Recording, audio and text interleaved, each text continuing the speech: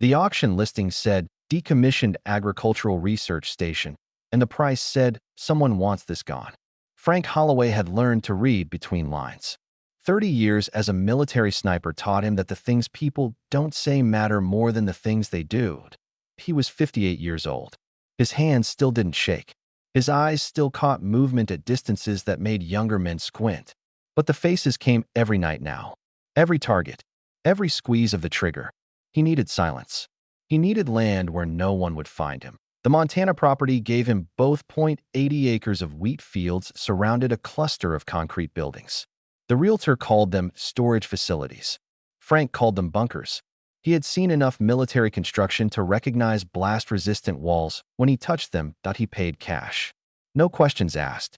The government surplus office seemed relieved to close the file.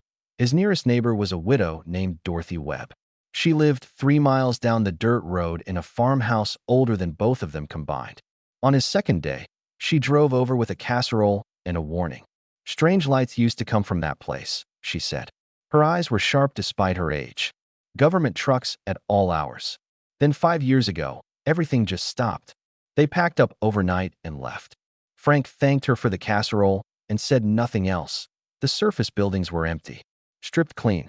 But Frank found stairs leading down. Then more stairs. The underground facility was 3 times larger than what sat above ground. Someone had built a small city beneath the wheat fields. Most sections were gutted. Wires torn from walls. Equipment removed. But one corridor ended in doors that made Frank stop breathing. The metal was wrong. Too smooth. Too perfect. No welding seams. No bolts. The alloy didn't match anything he had ever seen, and he had seen military hardware from a dozen countries. He spent 3 weeks working on those doors. Drills broke. Cutting torches barely scratched the surface.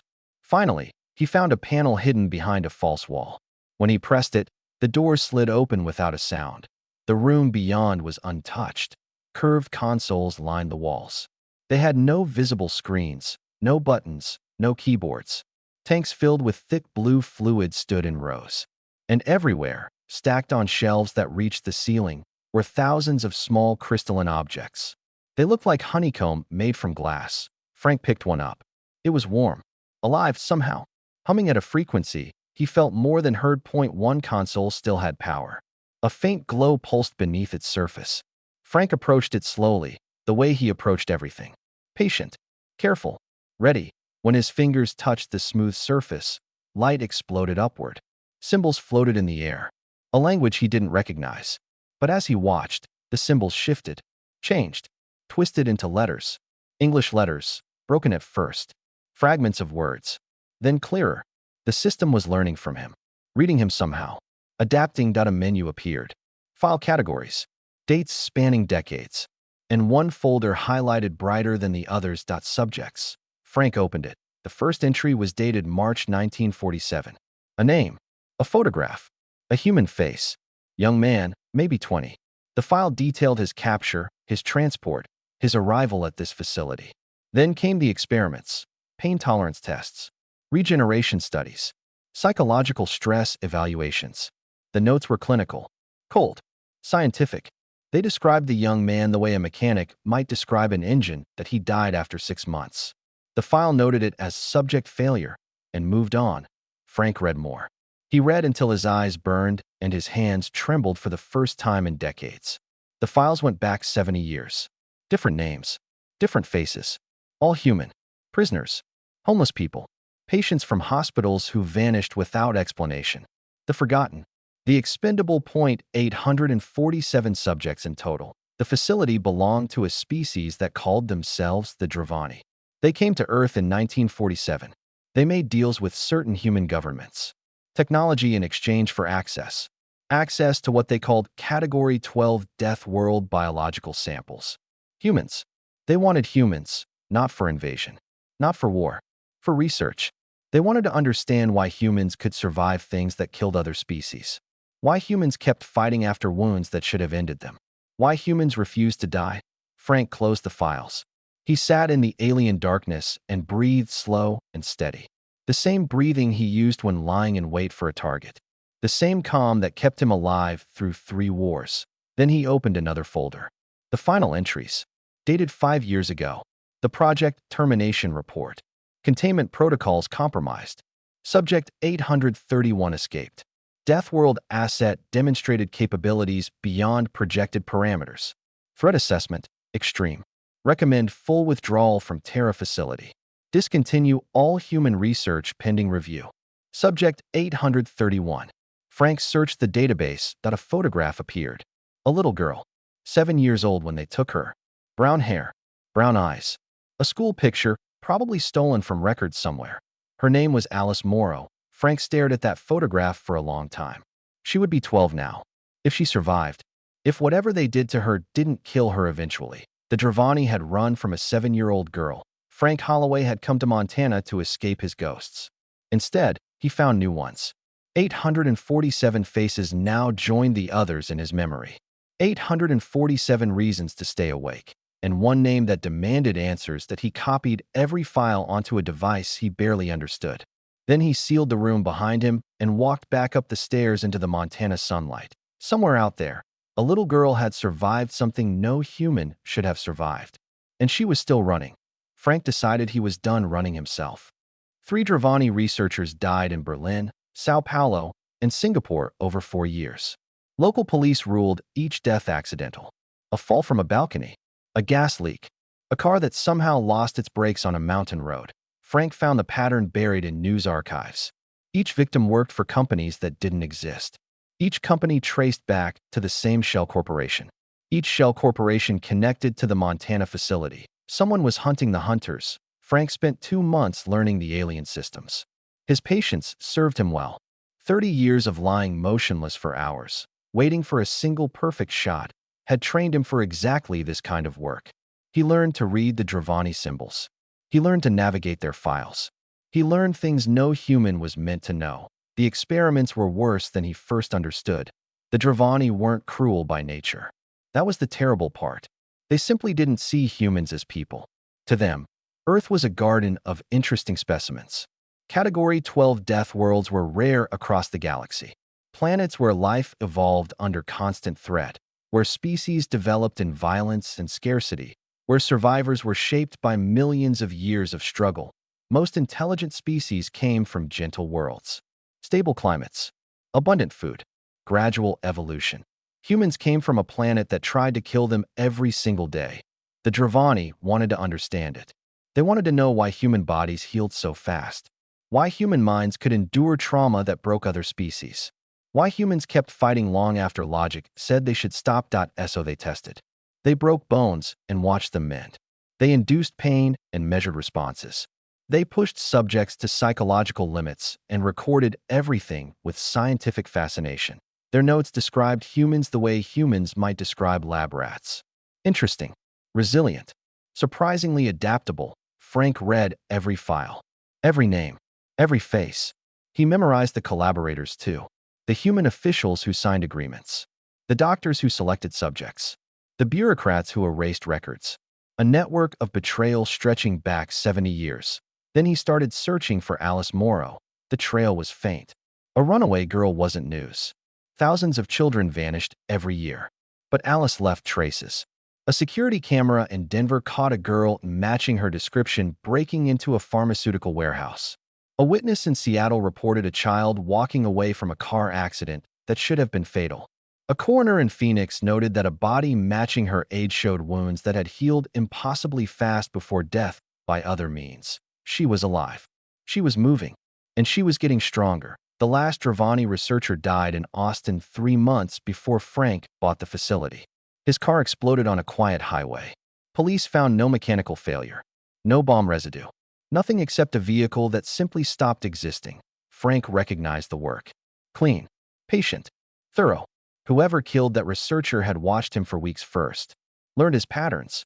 Found the perfect moment. A sniper's mentality. But Alice was 12 years old.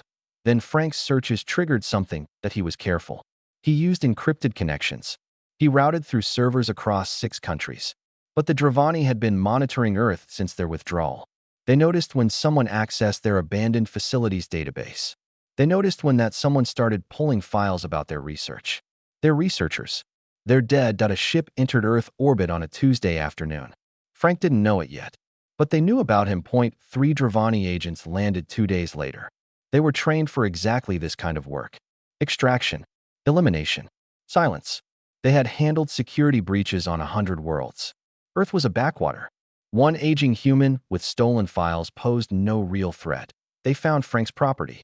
They scanned for defenses. Standard human weapons. Standard human security. Easy. They walked toward the farmhouse at midnight. They never saw the first tripwire. The explosion wasn't meant to kill.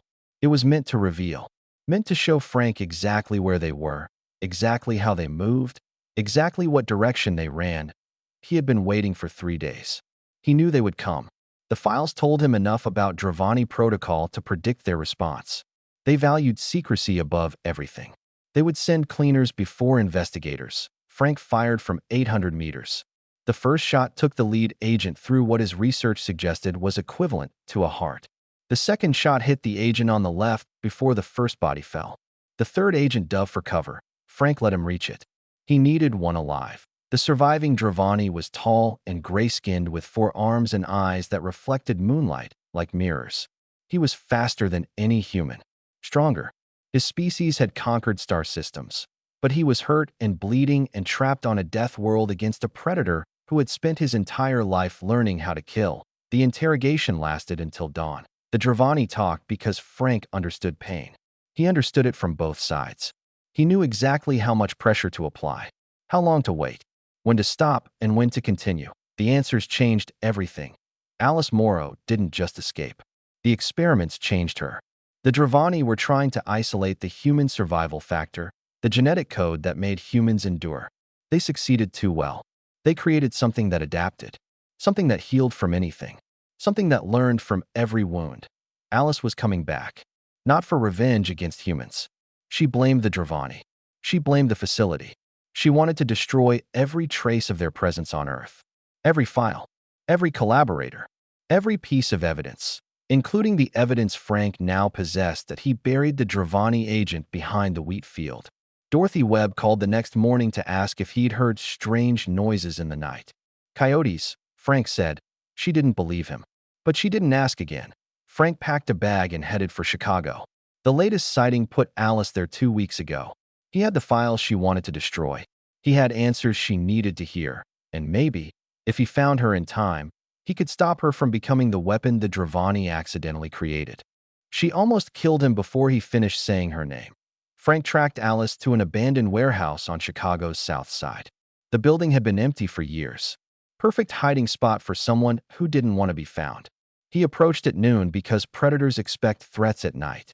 He walked through the front door because hiding suggests fear that he made it 3 steps inside before something hit him from the shadows. The impact threw him against a concrete pillar. His ribs cracked. His vision blurred. When it cleared, a 12-year-old girl stood over him with a piece of rebar raised like a spear. She was small for her age. Thin, pale skin that hadn't seen enough sunlight. Brown hair cut short and uneven like she did it herself with a knife. But her eyes were the wrong kind of old. They belonged to someone who had seen things no child should see.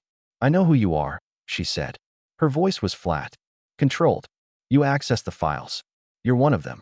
Frank didn't reach for his weapon. He didn't move at all. "I'm not one of them," he said. Blood filled his mouth from where he bit his tongue. "I bought that facility at auction. I found what they left behind. Then you know what they did." "I know." Alice didn't lower the rebar. "Why are you here?" "Because you're going to die," Frank said simply. "Maybe not today. Maybe not this year. But you're 12 years old and alone, hunting aliens across the planet. Eventually you'll make a mistake. Eventually they'll send more than 3 agents." Something flickered in her eyes. She noticed the number. "You killed 3 of them. They came to my farm. They shouldn't have." Alice studied him for a long moment. The rebar stayed raised. Frank waited. He had waited in worse positions for longer. "What do you want?" she finally asked. "To help." She laughed. It was a terrible sound, empty of anything like joy. No one helps. People take. People use. People make deals and sign papers and pretend they didn't know what happened in the basement. Her grip tightened on the weapon. "I read the files too. Before I destroyed them. I know every name, every face, every human who sold us to them. Us. There were others. In the facility with me. Some died during experiments. Some died trying to escape. I was the only one who made it out. Frank's broken ribs screamed as he shifted position. He ignored them. The Dravani kept records of survivors, he said. Subjects who were returned with their memories erased. Subjects who were transferred to other facilities. Some of them might still be alive. Alice went still. The rebar lowered half an inch. You're lying. I'm not. I have the complete database.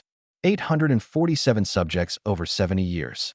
Most died, but some were marked as relocated or released. There are addresses, names, dates. Why would they release anyone? Because humans are social creatures. The Dravani wanted to see if modified subjects could reintegrate, if the changes they made would spread through contact. Frank met her eyes. They were testing whether they could modify humanity without humanity knowing. Alice's face went blank. The kind of blank that meant everything was happening underneath. They put things in us, she whispered. Change things. I heal from anything now. I don't sleep like normal people. I see better in the dark. Sometimes I hear thoughts that aren't mine. Her hands trembled. I thought I was the only one. You're not. Where are the others? Scattered. Some in hospitals listed as long-term care patients. Some in prisons with records that don't add up. Some living normal lives without knowing what they are. Frank coughed blood. I can find them. I have the resources and the skills. But I need you to stop killing long enough to let me work. Alice considered this. The rebar lowered completely. Why do you care? You're not one of us. You're just some old soldier. Frank thought about the question. The honest answer was complicated. The simple answer was true. Because I've been a weapon my whole life. I killed people because someone told me they needed to die. I followed orders. I completed missions. And when I retired, I realized I didn't know who I was without someone to aim at. He looked at the girl who had survived the unsurvivable. You're becoming what I was. A tool. A killer. The Dravani wanted to understand why humans survive. But surviving isn't enough. You have to have something worth surviving for. Alice was quiet for a long time. I remember my mother, she said softly. They took me from the park near our house. I was walking home from school. A van stopped. Hands grabbed me. When I woke up, I was somewhere cold and gray and nothing made sense anymore. I can help you find her. She died. 3 years after I was taken. Cancer. Alice's voice cracked. I found her grave last year. She never stopped looking for me.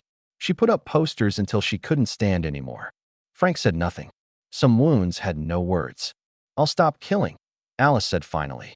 For now, if you help me find the others. If you help me expose what they did. Everything. All of it. The aliens. The humans who helped them. All of it. That's what I'm planning. And if they come for us. Frank smiled. It wasn't a pleasant expression. Then we make them regret it. Alice helped him stand. His ribs were already beginning to ache less. Some of her abilities seemed to transfer through contact. Another thing the Dravani documented. They walked out of the warehouse together. An old sniper and a girl who couldn't die. The strangest partnership either of them could imagine. But sometimes strange was exactly what the situation required. 23 survivors existed across 4 continents. Frank and Alice found the first one in a nursing home in Ohio. Her name was Grace Bennett, 74 years old. Taken in 1968. Returned in 1971 with her memories erased and her body changed in ways no medical scan could explain. She didn't remember the facility. She didn't remember the experiments. But she remembered the nightmares. 50 years of dreaming about gray rooms and cold hands and a language that made no sense. When Alice walked into her room, Grace started crying. You're like me, the old woman whispered. I always knew there were others. I could feel it. Like a radio station I couldn't quite tune. The Dravani modifications had created connections between subjects. Faint mental links that grew stronger with proximity. Alice had sensed it too, her whole life. Thoughts that weren't hers. Feelings from somewhere else. She thought she was going crazy. She wasn't. She was networked. Frank documented everything. He interviewed Grace for 6 hours, recording her scattered memories and matching them against the files. He created a timeline. He built a case. Then they moved to the next survivor. The pattern repeated across the country. An electrician in Texas who healed from a construction accident in hours instead of months. A teacher in Oregon who sometimes knew what her students were thinking. A homeless veteran in Florida who had survived wounds in 3 different wars that should have killed him. Each one remembered the nightmares. Each one felt the connection when Alice touched their hand. Each one had spent decades thinking they were alone. Frank trained Alice while they traveled. Not combat training. She already knew how to fight. The experiments had taught her that. He trained her discipline. Patience. The difference between killing because you had to and killing because you wanted to. Revenge feels like power, he told her one night in a motel outside Denver. It isn't. It's a chain. Every person you kill in anger ties you tighter to what they did to you. You killed people for years. I did. And I'll carry every one of them until I die. Frank stared at the ceiling. But I killed soldiers. Combatants. People who signed up for the same war I did. The moment I started enjoying it, I retired. Because that's where the line is. You cross it, you don't come back. Alice was quiet for a while. I enjoyed killing the researchers. I know. Does that make me broken? Frank turned to look at her. In the dim light, she could have been any child. Small, vulnerable, lost. It makes you human, he said. We're capable of terrible things. The difference between a weapon and a person is choice. You chose to stop when I asked. That means you can still choose who you want to be. They released the files on a Tuesday morning. Frank had prepared for months. Copies sent to every major news organization worldwide. Encrypted packages delivered to investigative journalists across 16 countries. Server uploads to platforms that couldn't be shut down. The story broke everywhere at once. Governments denied everything. Then the evidence started piling up. Internal memos from the 1950s. Budget allocations that didn't match any official programs. Names of officials who had signed deals they never should have made. Trials began within weeks.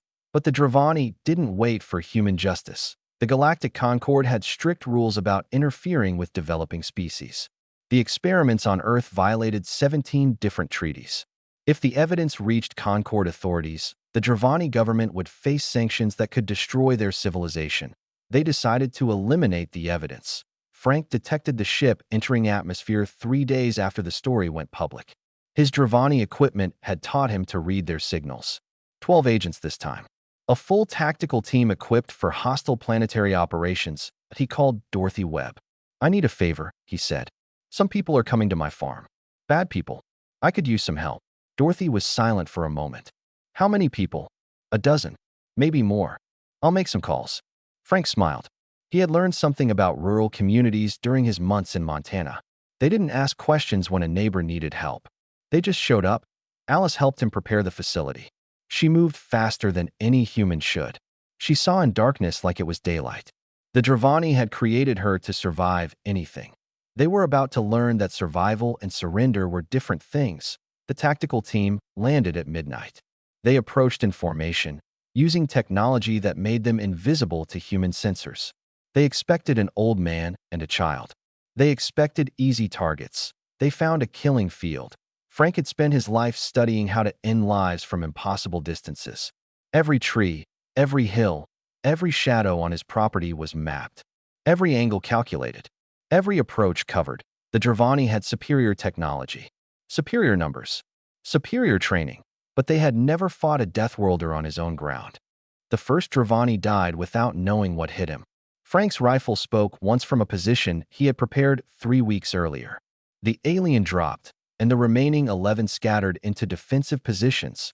They were fast. Faster than any human. Their reflexes operated at speeds that made normal combat impossible. But Frank wasn't fighting normal combat. He had rigged the land itself. Tripwires connected to flashbang grenades designed to overwhelm Dravani vision. Pressure plates buried in the paths they would naturally choose. Snares made from cable strong enough to cut through their armored suits. 2 more agents went down in the first 30 seconds. Another 3 minutes later, caught in a crossfire between Frank's position and secondary weapons he had pre-aimed at likely cover points. The tactical team regrouped. They hadn't expected this. Their training covered resistance from primitive species. They knew how to suppress armed opposition. They knew how to neutralize military installations. They didn't know how to fight a ghost. Frank moved between positions he had memorized in darkness. He fired once, twice, then vanished before they could track his location. He was one man against 12 alien warriors, and he was winning. Then Alice joined the fight. She came from the underground facility like something out of a nightmare.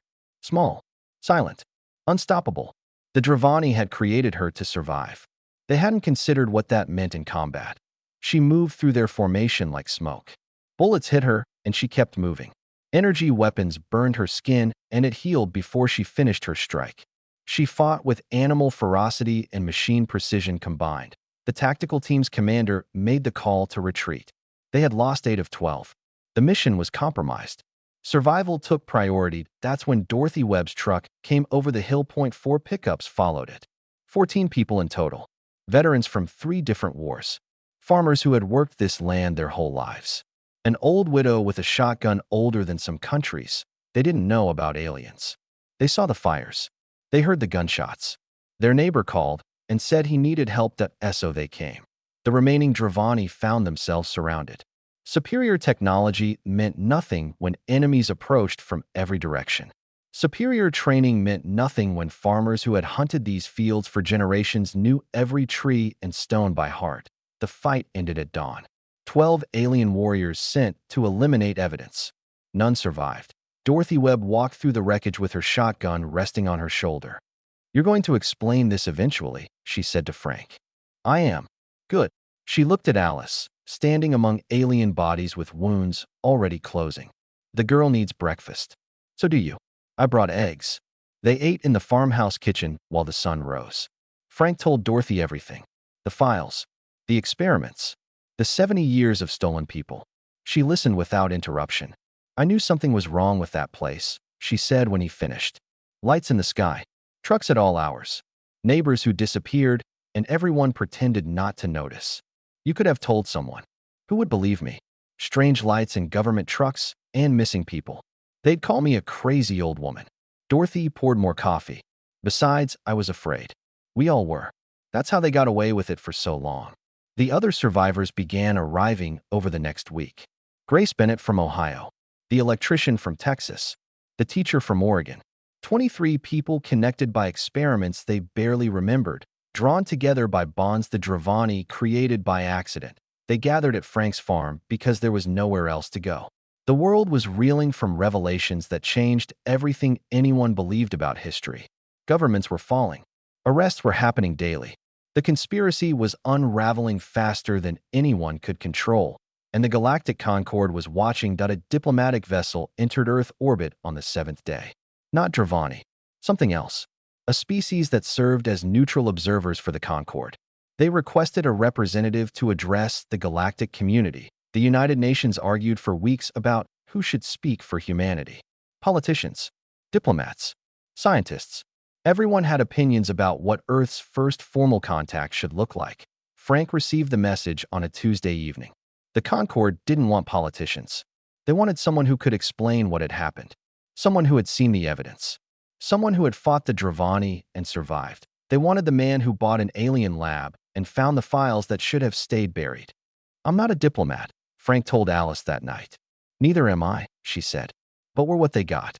Frank looked at the girl who had survived the unsurvivable. At the old veterans sleeping in his barn. At Dorothy Webb arguing with Grace Bennett about the proper way to make biscuits. Humanity wasn't perfect. They had sold their own people for technology. They had made deals with aliens and kept secrets for generations. But they also showed up when their neighbors needed help. They fought against impossible odds because someone had to. They took in broken children and taught them how to be something more than weapons. Frank packed a bag for the journey. The Concorde vessel would arrive in 3 days. Whatever humanity's future held, he would face it the same way he faced everything else. One shot at a time. The Galactic Concorde chambers existed in a space station larger than cities. Ships from 1,000 worlds docked along its curved arms.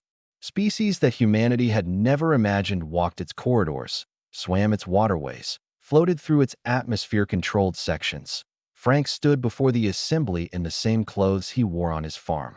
No suit, no uniform, just an old soldier who had seen too much and learned to tell the truth anyway. Representatives from 400 civilizations watched him. Some had forms he could recognize. Others were clouds of light or shapes that hurt to look at directly. All of them waited. "You want to understand what happened on Earth?" Frank began. His voice was steady. A lifetime of pressure had taught him how to control fear. "So I'll tell you." He told them about the facility, the files, the 70 years of experiments. 847 people taken from their lives and used as research subjects by a species that saw them as interesting animals. The Dravani wanted to know what makes humans survive, he said. They studied our biology, our psychology, our tolerance for pain. They watched us heal from wounds that killed other species. They documented how we adapted to trauma. They created detailed reports about our breaking points. He paused. The chamber was silent. They missed the point. Frank looked across the assembly. Alien eyes and sensors and perception organs focused on him from every direction. Humans don't survive because we're stronger than everyone else. We're not. Our planet tried to kill us every day for millions of years. Ice ages, predators, diseases, disasters. By every logical measure, we should have died out long before we developed consciousness. But we didn't. Because humans don't survive alone. We survive together. We build families from strangers. We defend neighbors we barely know. We teach our children to be better than we were. He thought about Alice. About the veterans who came to his farm without knowing why. About Dorothy Webb with her shotgun and her eggs. The Dravani took a 7-year-old girl and turned her into a weapon. They modified her body. They trained her to survive anything. They expected her to become an asset they could study forever. Instead, she escaped. She hunted them across a planet. She destroyed every trace of their presence she could find. And when an old soldier offered her a choice between revenge and family, she chose family. The assembly stirred. Translations hummed through thousands of devices. That's what the Dravani never understood. You can break humans. You can hurt us. You can take everything we have. But as long as one of us survives, we'll find another one. And together, we'll rebuild. We'll fight back. We'll create something new from whatever's left. Frank straightened his shoulders. Humanity isn't asking for sympathy. We're not making excuses. Our own governments sold our people to the Dravani. We were complicit in our own suffering. Some of our leaders are facing justice right now for decisions they made generations ago. But we're also standing here, in your chamber, addressing your Concord, because we survived what the Dravani did to us. We exposed it. We fought back. And we won. You let that sink in. Earth is a death world. Category 12, according to your classifications. Everything on our planet evolved to kill or be killed. That makes us dangerous. We know it. The Dravani certainly learned it. But it also makes us survivors. Protectors. The kind of species that runs toward trouble instead of away from it.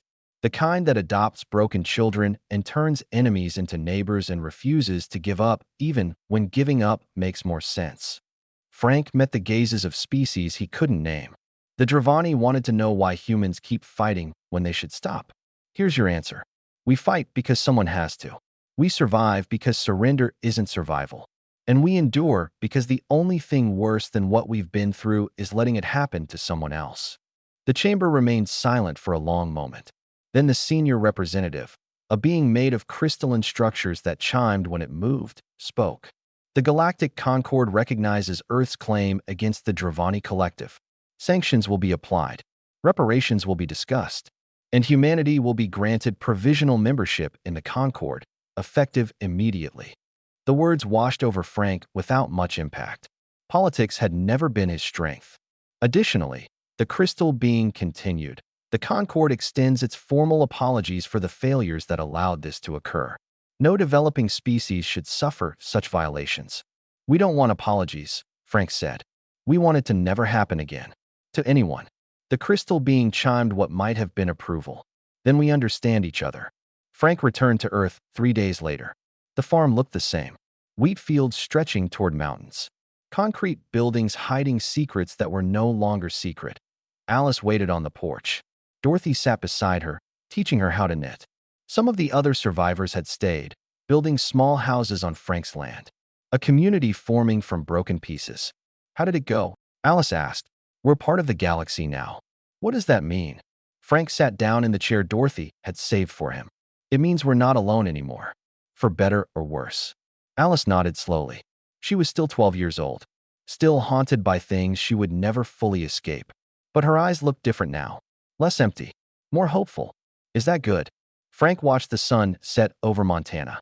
The same sun that rose over a planet full of people who had survived 1,000 disasters.